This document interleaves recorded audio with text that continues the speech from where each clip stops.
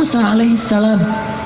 Dia punya sebuah azam, dia punya sebuah cita-cita, ingin membebaskan Bani Israel dari perbudakannya Fir'aun, ingin melakukan revolusi di negeri Mesir, ingin mengajarkan kepada Bani Israel la ilaha illallah, ingin mengajarkan kepada Bani Israel agama Yahudi. Sehingga adegan dia menikah pun dia mencari seorang perempuan yang bisa mendukung dakwahnya. Jadi dia bukan mencari seorang perempuan yang hanya dia senangi saja, bukan mencari seorang calon istri yang hanya ngeklik doang tuh di hatinya, tapi dia mencari calon istri selain ngeklik di hatinya, calon istri ini juga bisa melengkapi dia, menyempurnakan dia, dan menolong dia dalam segala urusan dakwah di jalan Allah Subhanahu wa Ta'ala. Ini namanya fokus. Jadi salah satu yang ditanya itu adalah mungkin diantara CV yang perlu diketahui, siap nggak kalau ternyata suaminya ini aktivis dakwah? Siap nggak kalau suaminya ini misalnya harus aktif berdakwah, kadang-kadang berkorban dengan harta keluarga untuk kepentingan dakwah? Seperti Rasulullah SAW berdakwah didukung oleh Khadijah. Sungguh kalau tidak ada Khadijah, kayaknya dakwah Nabi itu juga bakalan banyak sekali masalah. Untung Allah Subhanahu wa Ta'ala memberikan pendukung pertama buat Rasulullah justru yang berasal dari rumahnya sendiri, kekasih sejatinya Rasulullah, yaitu Khadijah. Sehingga ketika Nabi berdakwah, yang mendukung dakwahnya Nabi itu justru Khadijah. Bayangin kalau Nabi berdakwah, justru yang memusuhi dakwah Nabi adalah istrinya sendiri, itu berat banget. Kayak Nabi Lut dan Nabi Nuh alaihissalam, itu yang paling berat. Makanya kalau kita tadi baca di dalam surat Al-Qasas, kisah dakwah, kisah cintanya Nabi Musa alaihissalam dimulai dari kalimat yang ada di ayat 22, Asa Rabbi ayyahdiyani sawa as-sabil. Semoga Tuhanku akan membimbingku ke jalan yang lurus. Artinya Nabi Musa itu berserah diri kepada Allah. Ya Allah, kalau engkau pertemukan saya kepada seorang calon istri saya, pertemukanlah dengan seorang perempuan yang membuat saya tetap di jalanmu. Kalau engkau memberi saya pekerjaan dan rezeki, berilah saya pekerjaan yang membuat saya tetap di jalanmu. Kalau engkau memberikan saya teman dan sahabat, berikanlah saya sahabat dan teman yang membuat saya tetap di jalanmu. Intinya sawa asbil, ihdinas siratal mustaqim. Itu fokusnya Nabi Musa. Gak pengen gara-gara cinta akhirnya keluar dari sawa as-sabil, gara-gara perasaan akhirnya keluar dari siratal mustaqim. Ini fokusnya Nabi Musa. Cinta anugerah dari Allah, tapi jangan sampai anugerah itu menjauhkan kita justru dari pemberinya. Ini fokus Nabi Musa. Asa Rabbi ayyahdiyani sawa as-sabil. Jadi kalau saya nanti ketemu keluarga baru, mudah-mudahan keluarga itu keluarga yang bisa membantu saya untuk terus berada di sawa as-sabil. Kalau saya ketemu calon suami, mudah-mudahan suami itu yang membimbing saya, waj'alna lil muttaqina imama, membimbing saya tetap di sawa as-sabil, di jalan yang Allah ridhoi. Ini fokus. Dan kalau kita fokus di sawa as-sabil, gak usah khawatir, Allah punya banyak rencana baik untuk kita. Wa yamkurun wa yamkurullah, wallahu khairul makirin. Siapapun boleh punya rencana untuk menghalangi kita, tapi Allah adalah sebaik-baik pembuat rencana. Udah ikutin aja sawa as-sabil, fokus di jalan yang lurus. Sawa itu bahasa lainnya istiwa, atau dalam bahasa Arab kadang-kadang orang Arab suka nyebut dengan istilah khatul istiwa, terus jadi bahasa Indonesia katulistiwa. Itu bahasa Arab. Katulistiwa itu dari kalimat khatul istiwa. Khat artinya garis, istiwa artinya lurus, garis lurus. Katulis, karena kita nggak bisa bilang kha jadinya ka. Khadijah jadinya Khadijah. Sama kayak misalnya orang Sunda Gak bisa bilang ain, jadinya Ketika Nabi SAW manggil Aisyah, panggilan Aisyah siapa? Aish. Sampai di Sunda jadinya Eis. Itu bahasa Arab. Aish jadinya Eis. Jadi Eis itu aslinya Eisah. Aisyah. Tetaplah di sawa as-sabil, tetaplah di jalan Allah yang lurus. Nggak usah berbelok, nggak usah keluar dari garis itu. Kalau udah terlanjur keluar, buru-buru balik. Karena Allah cuma memberikan jaminan kebaikan bagi orang yang tetap berada di sawa as-sabil. Kalau dia keluar dari situ, Allah sudah tidak menjamin apapun.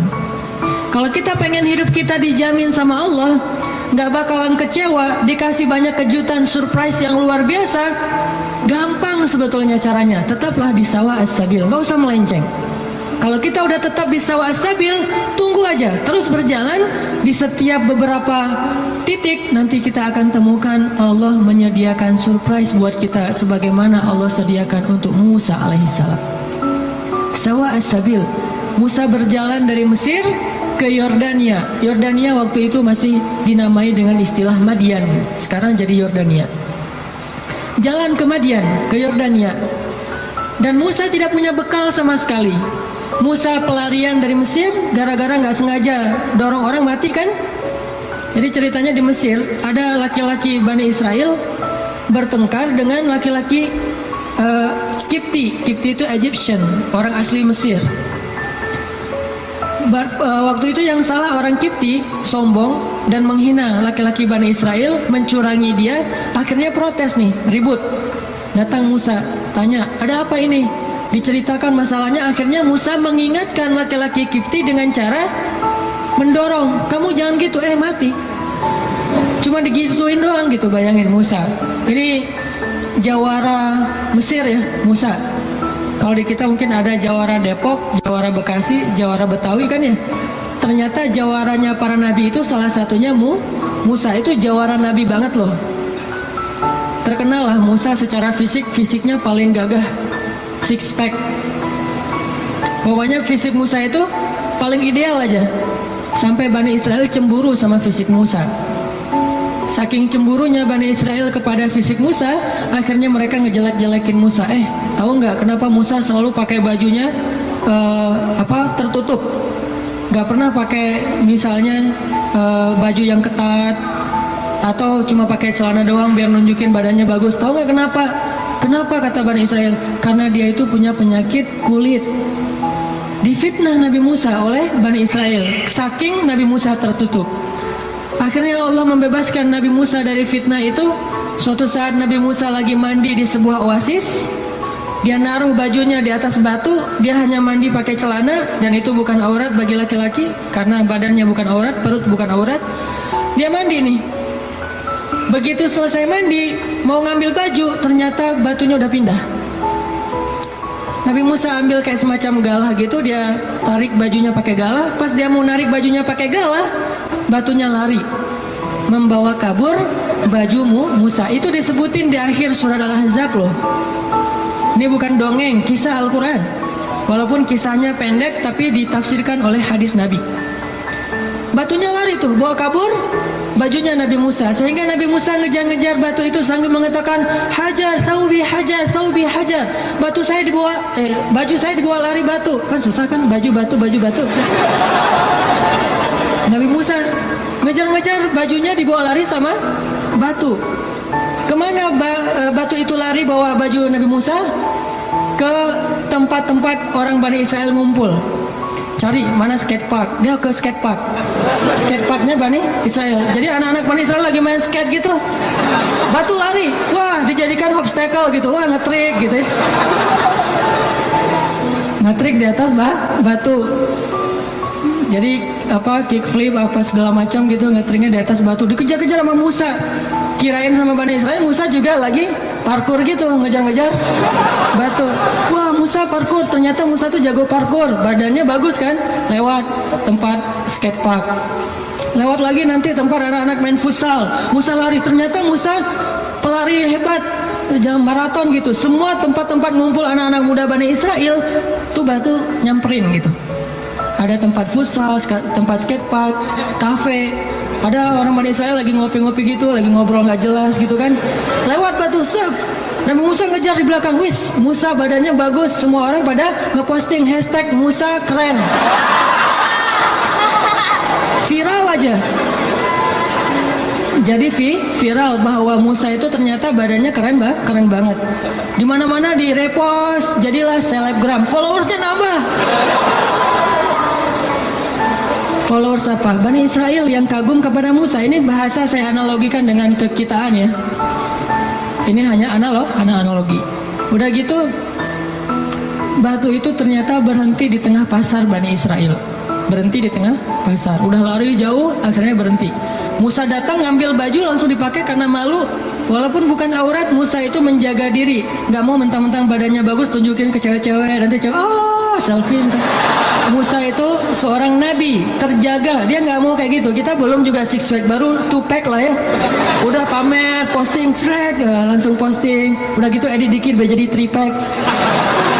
Musa udah six pack masih ngejaga biar orang-orang tidak jadi fitnah. Pakai bajunya, habis pakai baju karena marah sama batu, akhirnya dipukul tuh batu sama Musa sampai batu itu retak. Bayangin, batu gede loh. Ada yang pernah pukul batu retak? Batu bata kali ya. Batu beneran nih, retak, dan tangan Musa biasa-biasa aja. Itu kekuatan Musa, makanya dorong orang dikit mati. Mungkin kalau sekarang Musa itu kayak MMA lah ya, mixed martial art gitu. Jadi bisa semua jenis bela diri. Nah, artinya Musa alaihissalam lari dari Mesir gara-gara habis dorong orang, terus dia mati. Nggak sengaja, kata Musa, ini bukan salah saya, salah setan. Kan disebutin di ayatnya, masih di surah Al-Qasas atau di surat Toha. Ini bukan salah saya, salah setan. Bukan saya yang bunuh, setan yang bunuh dia. Jadi teman-teman, satu-satunya suuzon yang berpahala itu adalah suuzon sama setan. Itu berpahala banget. Satu-satunya husnuzon yang berdosa adalah husnuzon sama setan. Jangan salah-salahin setan, kasihan, masa dikambing hitamin? Enggak, setan memang harus disalahin. Jadi kalau ada apa-apa nih gara-gara setan nih, misalnya, aduh, auzubillahi minasyaitonirrajim gitu kan, bahasa zikirnya gara-gara setan apa? Kalau bahasa sehari-hari, nih setan nih kerjaannya nih. Kalau bahasa zikirnya, auzubillahi minasyaitonirrajim. Nggak masalah, jangan sembarangan nuduh setan buat jahat atau makar. Buktikan dulu gitu kan ya. Nggak, setan memang boleh disuuzonin, satu-satunya makhluk yang boleh. Lari dari Mesir. Gak punya makanan, gak punya bekal, gak punya duit. Pokoknya jalan dari Mesir ke Madian, jalan kaki itu gak punya bekal apa-apa. Bayangin. Sehingga Musa berhari-hari hanya minum air, gak makan apapun.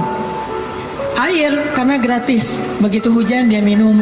Ada genangan air kayak oasis gitu dia minum. Kalau makanan dia nggak mau. Kenapa? Karena setiap dia menemukan kebun kurma, dia tidak menemukan pemiliknya, sehingga dia tidak berani makan satu butir kurma pun yang bukan miliknya. Musa alaihissalam sawa as-sabil, tetap di jalan Allah, jangan melenceng, jangan bikin Allah kecewa. Jangan sampai kita ngelakuin sesuatu yang Allah itu nggak ridho. Makan, minum, ikhtiar, ta'aruf dan segala macam. Pokoknya sawa as-sabil. Kalau kita sawa as-sabil, gak usah khawatir, Allah yang jamin. Musa lapar, gak ngambil, gak metik kurma sembarangan, tetap aja biarin lapar. Sampai di Madian, dalam keadaan lapar banget, hanya minum air putih selama beberapa hari, belum makan. Sampai di Madian, tiba-tiba Musa ngelihat di sebuah oasis yang rindang, ada sekelompok orang penggembala lagi ngasih minum ternak-ternak mereka, onta. Dan yang disebut dengan gembala di zaman para nabi, itu satu gembala bisa punya ratusan ekor onta loh. Jadi bayangin kalau ada 10 penggembala aja nih, berarti lebih dari 1000 ekor onta. Dan tahu nggak berapa banyak onta kalau minum? Onta itu kalau minum hampir seperti gajah. Dan dia minum bukan karena haus. Dia minum itu karena menabung Air. Dia nampung air di punuknya.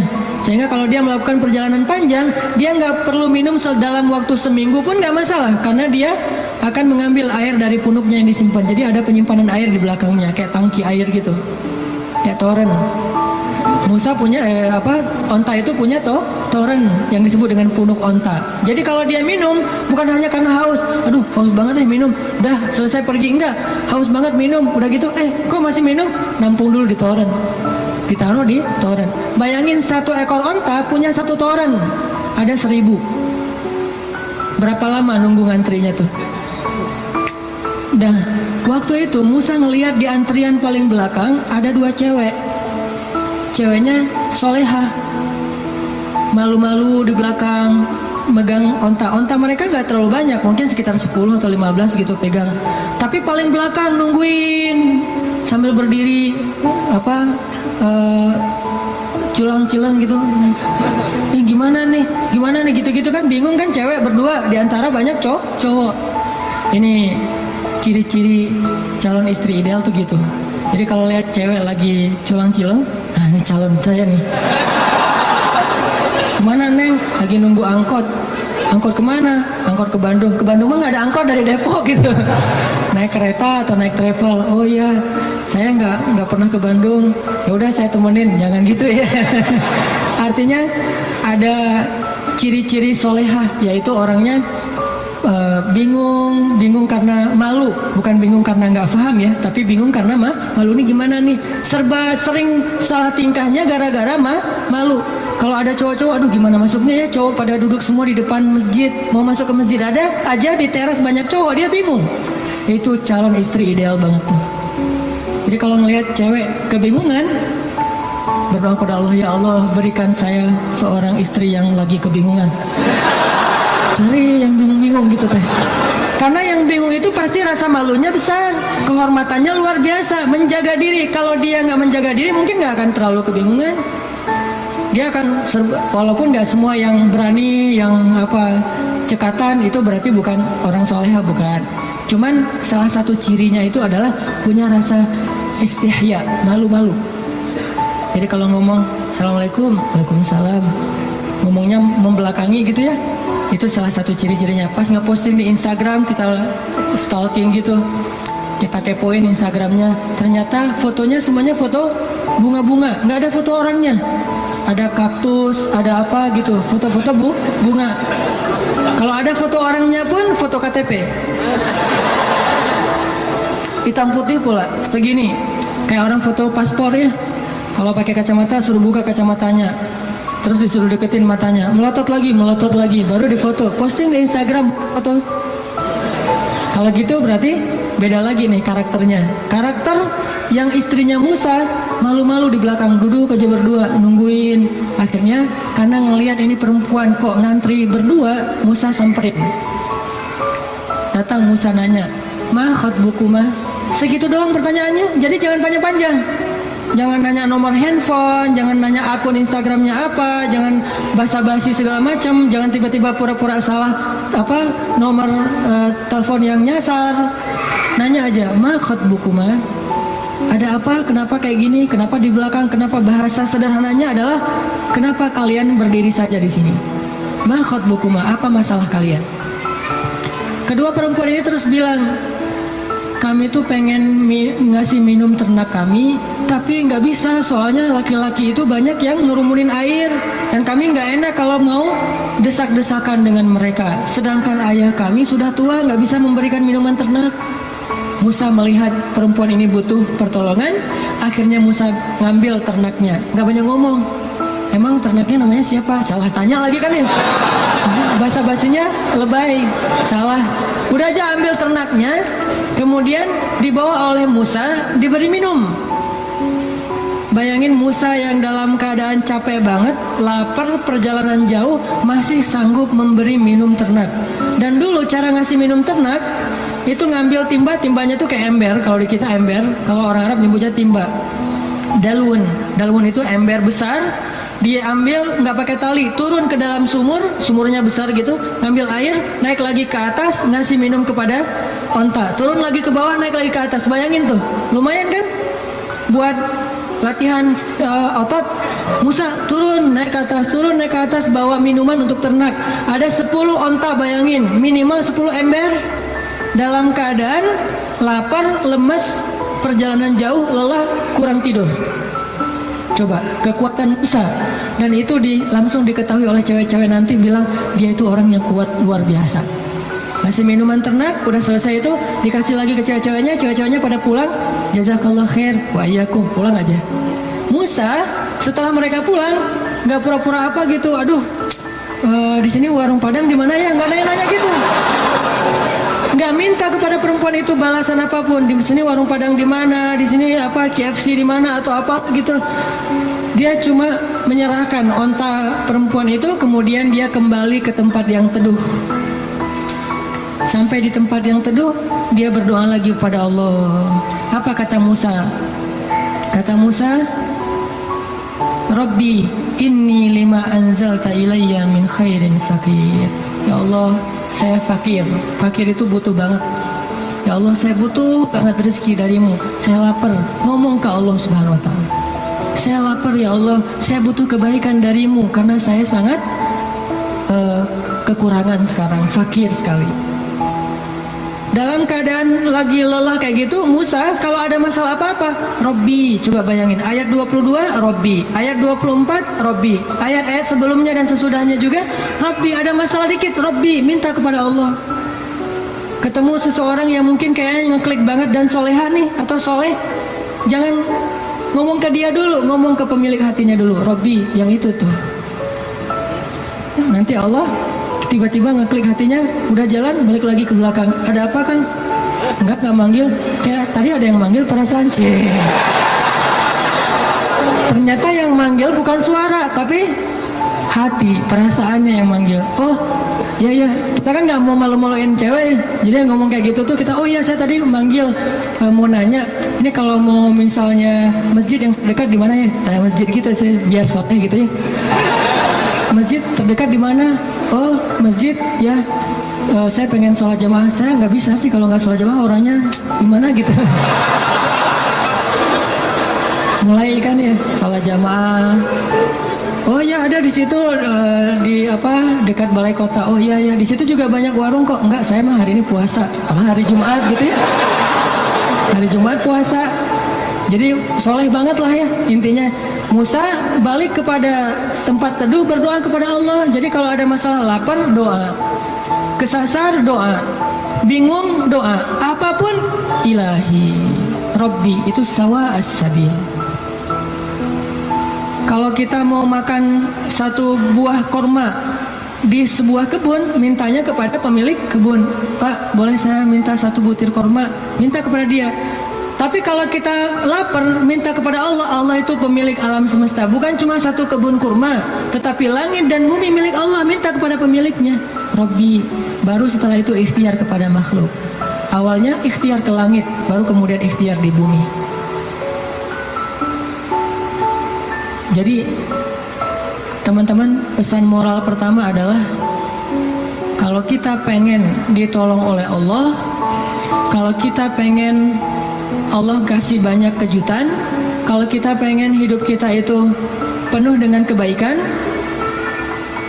pesan moral pertamanya adalah sawa as-sabil. Jangan keluar dari jalan Allah Subhanahu wa ta'ala.